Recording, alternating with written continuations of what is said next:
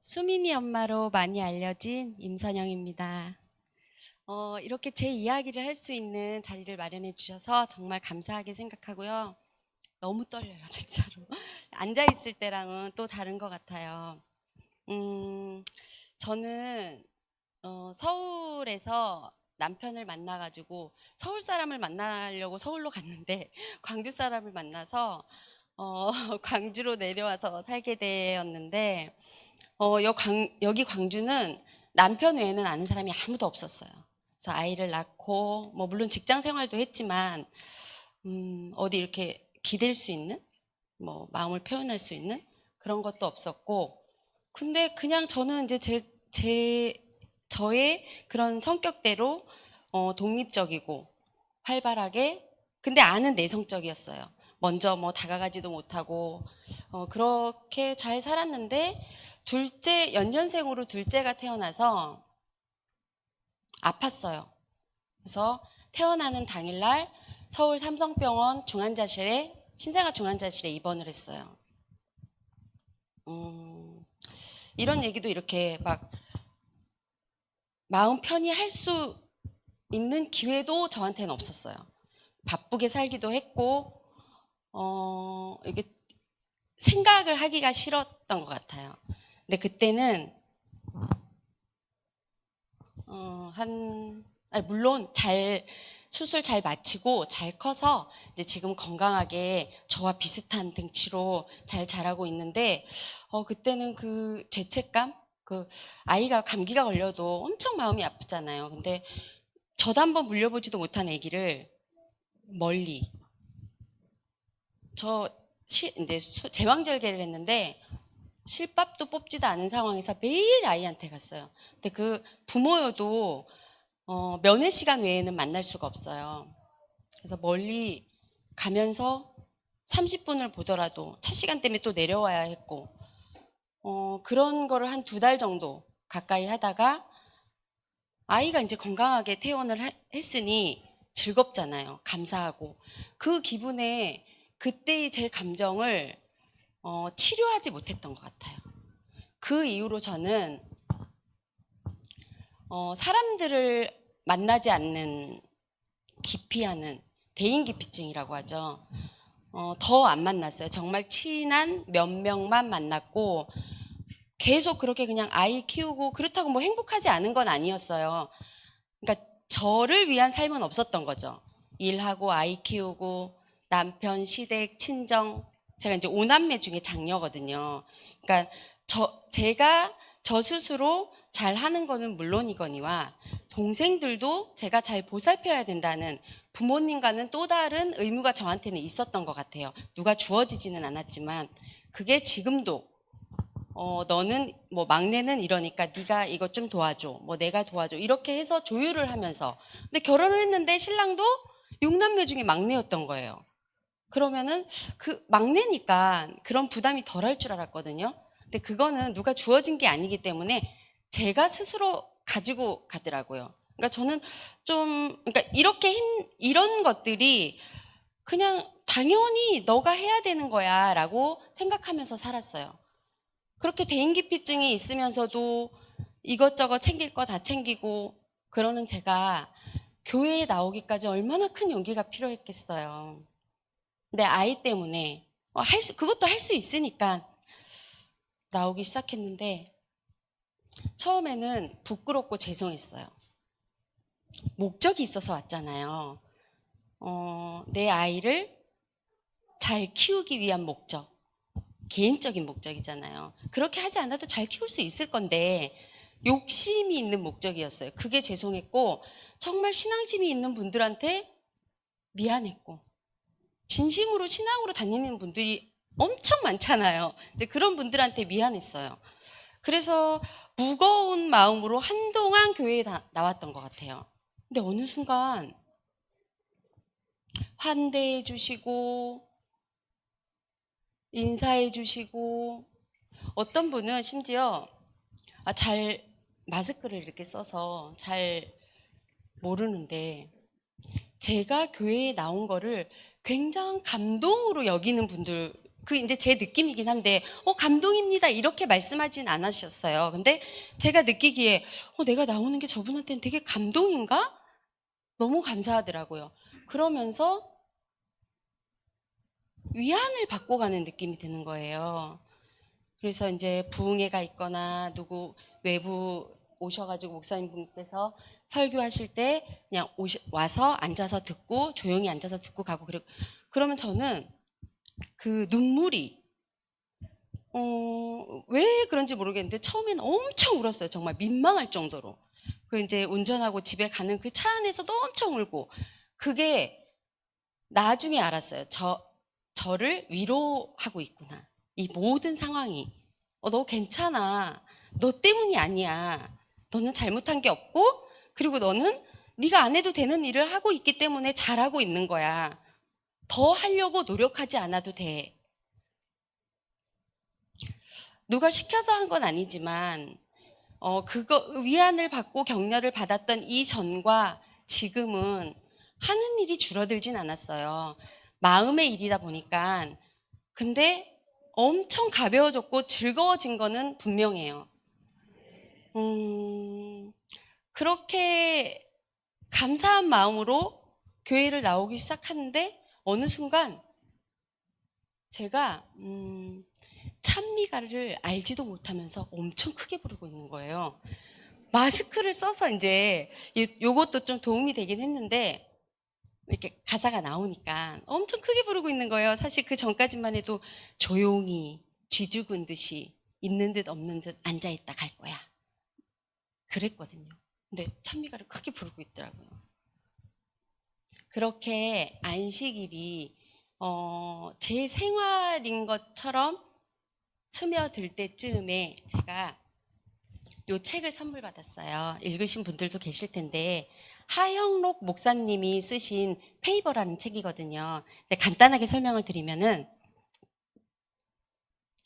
1957년생이에요. 이분은 가난한 목회자 부모님을 따라서 13살 때 미국으로 이민을 가요. 근데 30대 초반에 심장병을 알아가지고 이식을 받지 않으면 살 수 없는 그런 심장을 가지고 2년 동안 사경을 헤매면서 심장 이식을 기다리고 있어요. 드디어 나랑 맞는 심장이 나왔어요. 오늘 저녁에 당장 이식 수술을 하면 돼요.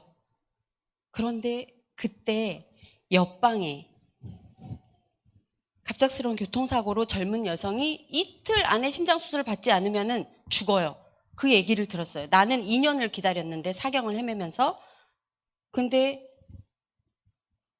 그 여성한테 그 심장을 양보합니다. 그 양보하는데 걸린 시간은 3초밖에 안 걸렸어요. 이게 있을 수도 없는 일이잖아요.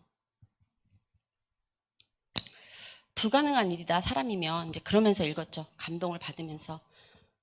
그렇게 근데 이 하영록 목사님이 2년을 기다렸지만 앞으로도 2년을 기다릴 수 있다는 보장은 없었어요. 빠르면 7일, 길면 한 달, 이 정도밖에 살 수 없는 상황이었어요. 그 상황이. 그럼에도 불구하고 이틀밖에 남지 않은 그 여성분에게 양보를 합니다. 그러면서 말로 표현할 수 없는 기적 같은 일이 이분한테 계속 일어나요.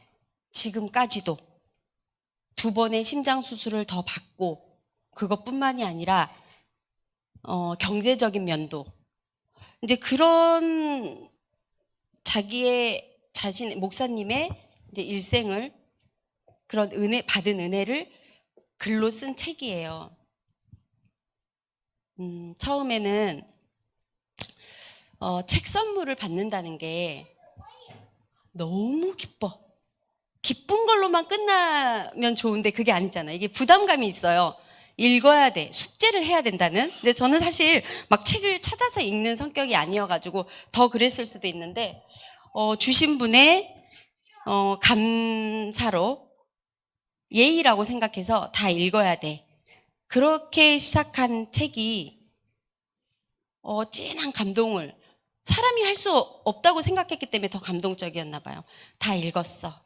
근데 숙제를 다 했어. 딱 감동도 받았지만 테이블 위에 올려놓고, 그날 일요일이었어요. 그것도 생각이 나요. 일요일 날 한 번에 다 읽지도 못했어요. 사실은 정말 뭐 두껍지도 않고 글도 커요. 한 번에 다 읽지도 못해. 며칠에 걸쳐서 읽었는데 감동을 받긴 받았어요. 이제 숙제를 다 했구나. 내려놓고 그날 저녁에, 일요일 저녁에 신랑이 저한테 뭘 맡겨서 서류를 준비했어야 되는데 그거를 지갑 안에 넣어놓은 거예요. 그 지갑을 잃어버린 거예요. 언제 어디서 어떻게 잃어버렸는지도 모르는 그 지갑을 찾느라고 없어요. 그래서 그 다음날 아침에 관리사무소 8시 문 열자마자 가가지고, 근데 그게 CCTV를 돌려본다고, 어제 잊어버렸으면 돌려보는 것도 쉽잖아요. 그것도 아니에요. 근데 관리소장님을 비롯하여 직원분들이 1시간 한 반 정도 다 6, 7대를 돌려보고 없더라고요. 제가 이제 저는 이제 사람들 많이 안 만난다고 했잖아요. 동선이 뻔해요. 그리고 저는 이렇게 메모하는 기록이 있어가지고 몇 시에 뭐를 했고, 이제 저뿐만이 아니라 아이들도 몇 시에 뭐를 했고 그 다음에 뭐를 해야 되고 이걸 다 메모를 해놓거든요. 그러니까 동선은 찾기는 쉬웠어요. 근데 별 성과는 없었지만 돌아오는 길에 그 토요일 안식일 예배 끝나고 돌아가면서 제가 갔던 데를 다 서점, 식당, 병원 없죠. 주차장, 쓰레기통까지 다 뒤졌어요. 나올 수가 없죠. 언제 잊어버렸는지도 모르는데 집으로 돌아와서 미치겠는 거예요. 그 지갑 안에는 돈이 들어있었어요. 돈, 각종 카드, 신분증, 또 신랑이 맡긴 서류, 또 제가 이렇게 중요하게 생각하는 사진. 돈이 아까워 죽겠는 거예요. 그 돈이 뭐냐면 지진 피해에 기부하려고 뭐 아이들 용돈, 이제 저희 딸도 앉아 있는데 애들 용돈, 제가 뭘 사야 될 거 이거 안 사도 되니까 이렇게 해서 모아놓은 거거든요. 그러니까 너무 아까운 거예요. 그게 이제 금액이랑 상관없이 내 돈 어떡해 이러면서 찾으러 다녔어요. 처음에는. 집에 와서 그게 언제 잊어버렸는지 모르겠다는 게 저를 더 답답하게 만들더라고요. 생각이 전혀 안 나더라고요. 저는 뭘 잊어버리는 사람이 아니에요. 대인기피증은 있지만 좀 꼼꼼한 성격이거든요. 근데 그게 저를 답답하게 만들면서 가만히 있지를 못하겠는 거예요. 그래서 그 월요일날, 일요일날 제가 저녁에 안 왔으니까 월요일날 하루 종일 CCTV부터 시작해가지고 다 돌고, 동선을 돌고, 가는 데는 뻔하니까. 그리고 저녁이 됐는데 안 되겠더라고요. 날이 어두워지기 전에 한 번 더 나가봐야 되겠다는 생각이 들더라고요. 똑같이 나갔어요. 없죠. 불가능하죠. 언제 잊어버렸는지 모르는데 그걸 찾는 거는. 집에 돌아와서 신발을 벗자마자, 현관에 신발 벗자마자 앉기도 전에, 저를 계획하고 있었던 건 아니거든요. 아이들 둘이 일어나가지고 엄마 찾았어? 이제 같이 걱정했을 거 아니에요. 엄마 찾았어? 얘들아 기도해야 되겠다. 그리고 정말 아이들 손을 이렇게 서서, 앉지도 않았어요.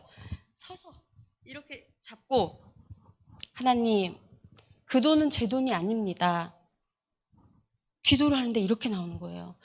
계획하고 있지도 않았어요. 내가 어떻게 기도해야지? 그리고 뭐 제가 기도라고 해가지고 일정한 형식과 틀에 맞춰서 한 적도 없고, 그 돈은 제 돈이 아닙니다. 그 안에 있는 카드와 서류와 신분증만이라도 찾게 해주세요. 사실 카드와 신분증, 서류 같은 거는 시간이 필요해서 그렇지 뭐 전화해서 재발급을 받으면은 받을 수 있는 것들이에요. 이 전까지만 해도 저는 돈이 중요했거든요. 그 안에 있는 돈을 기부를 해야 되는데 아까워 죽겠는데, 제가 기도는 그 돈은 제 돈이 아니라고 기도를 하고 있는 거예요. 거기서 저도 놀랬거든요. 기도를 하는 저도 놀랬는데 우리 큰아이가 근데 왜 그건 엄마 돈이 아니야? 딱 그러는 거예요. 그래서 조금 이제 아름답게 포장하려고, 엄마는 그거를 지진 피해 기부를 하려고 그랬다. 그러면 엄마가 쓸 돈이 어차피 아니었기 때문에 누군가가 주어서 그걸 썼다면 그 사람이 필요해서 썼기 때문에 엄마 돈이 아니다. 아까워 죽겠는 제 돈이 그 이후로는 전혀 그런 생각이 안 나더라고요. 사실 일요일날 잠도 못 잤거든요. 어디서 어떻게 그걸 언제 썼지 이런 생각에. 근데 월요일날은 잠을 정말 편안하게 잘 잤어요. 그러고 아침에 분실신고 해야지. 11시쯤 제가 12시 반에 그 약속이 있었거든요. 11시쯤에 분신실고하려고 핸드폰을 딱 켰는데 인터폰이 울리는 거예요. 경비실이에요. 방림 지구대 지갑이 있다는 거예요. 얼른 가라고. 애들이랑 오 하나님 얘들아 정말 하나님 먼저 불렀어요. 그 너무 이상해요. 이제 제 마음에는 이렇게 사실 가득 차 있진 않았거든요. 근데 그게 뭔지도 잘 모르기도 하고 얼른 가가지고 거기를 갔어요. 제가 봉선동에 사는데 가까워요. 내비를 켜니까 8분 거리더라고요. 근데 내비를 켜고 가면서 전 어디 이렇게 다니는 성격이 아니라고 했잖아요. 길을 잘 몰라요. 처음 가는 길이에요. 이런데 내가 여기를 오지도 않았는데 어떻게 여기 와 있지? 그래서 신분을 확인하고 받았는데 할 때까지 저는 제 돈이 아니니까 돈은 없어도 상관없었잖아요. 그러니까 마음이 엄청 편했죠. 귀찮은 일을 안 해도 되니까. 그 재발급 받고 이런 서류 절차를 안 해도 되니까.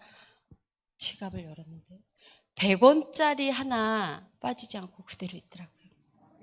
그리고 제가 돈을 모았을 때 1,000원짜리, 5만 원짜리, 만 원짜리 이렇게 전부 그대로 있는 거예요.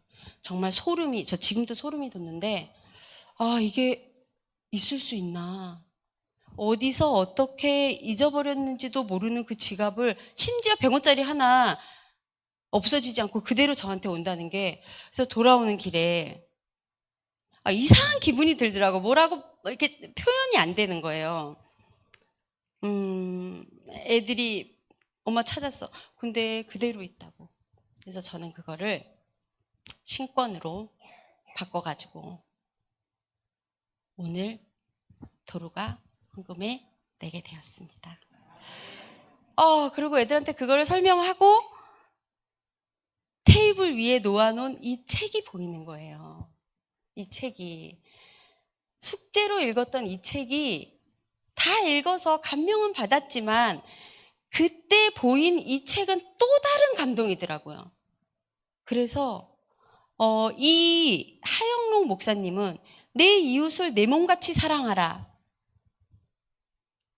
기도하고 하나님께 순종하는 것 외에는 하신 게 없더라고요. 내 이웃을 내 몸같이 사랑하라. 제가 돌이켜서 생각해 보니까 이 교회에 나온 그 순간부터 저에게 일어나는 모든 일들이 기적이었어요. 그리고 심지어 제 동생도 네, 너는 거기를 다니고부터는 감사한 일이 많이 생기는 것 같아. 진짜 그런 거예요. 제가 받은 격려, 위로, 은혜, 저는 다른 사람들에게 돌려주려고 합니다.